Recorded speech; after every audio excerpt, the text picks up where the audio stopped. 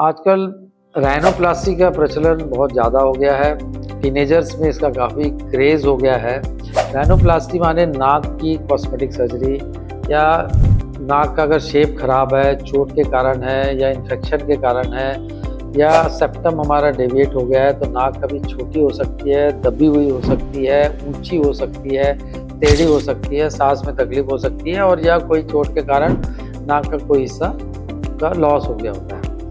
तो ये एक इम्पॉर्टेंट कॉस्मेटिक सर्जरी होती है और यूजुअली इसको हमको असेस करना पड़ता है कि कितना इसमें खराबी है, उसके हिसाब से इसकी प्लानिंग की जाती है। यूजुअली अगर सब कुछ बहुत ज़्यादा ख़राब नहीं है, अगर सोशली साइकोलॉजिकली अगर बहुत ज़्यादा दबी नोज़ है, तो हमको एक अर्ली स्टेज में एक इनका ऑपरेशन करना पड़ता है, ये बता के कि फाइनल ऑपरेशन जो है वो 17-18 साल की एज में होगा।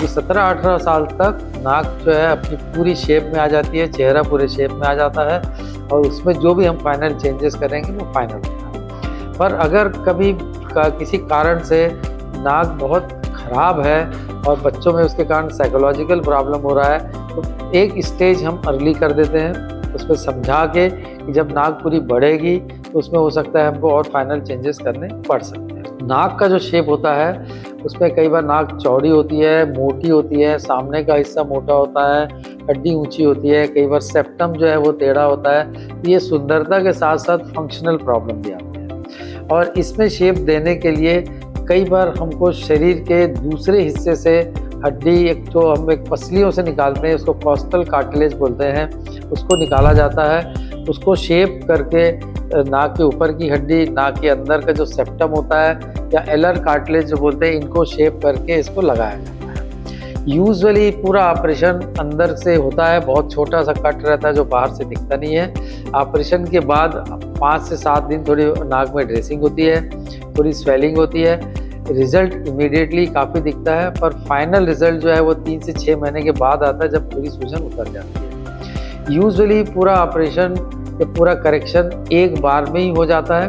कभी अगर किसी में बहुत ज़्यादा कॉम्प्लिकेटेड केस है तो उनको बताया जाता है कि इसमें सेकंड या थर्ड स्टेज की ज़रूरत पड़ सकती है। तो लोग नाक को लेकर बहुत कंसर्न होते हैं। कई बार वो अपने फ़ोटोज़ लेके आ जाते हैं अपने फेमस हीरो हीरोइंस के कि हमको इसके जैसे चाहिए, तो उसमें उनको काउंसलिंग करके बताना पड़ता है कि आपका जो चेहरा है, आपकी जो बॉडी है, उसके प्रोपोर्शन में नाक को बनाया जाएगा, ना कि दूसरे की नाक को आपके चेहरे में लगाएंगे। ऐसा करने से वो उतना अच्छा नहीं दिखता है। तो केस टू केस चेहरे के हिसाब से, पेशेंट के रिक्वायरमेंट के हिसाब से राइनोप्लास्टी की जाती है, उन्हें समझाया जाता है।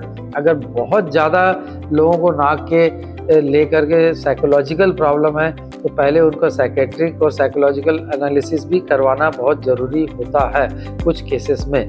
तो ये एक बात समझना है कि आपकी बॉडी फेस के हिसाब से नाक जो है वो सुंदरता में चेंज किया जाता है और संभव है, और ये एक बहुत ही अच्छा ऑपरेशन होता है, बशर्ते इसको ट्रेंड कॉस्मेटिक सर्जन और एक बहुत अच्छा हॉस्पिटल जहाँ पर स्टरलिटी, ऑटोक्लेव ये सब की सुविधा हो, जिससे इन्फेक्शन ना हो, वहाँ कराना चाहिए।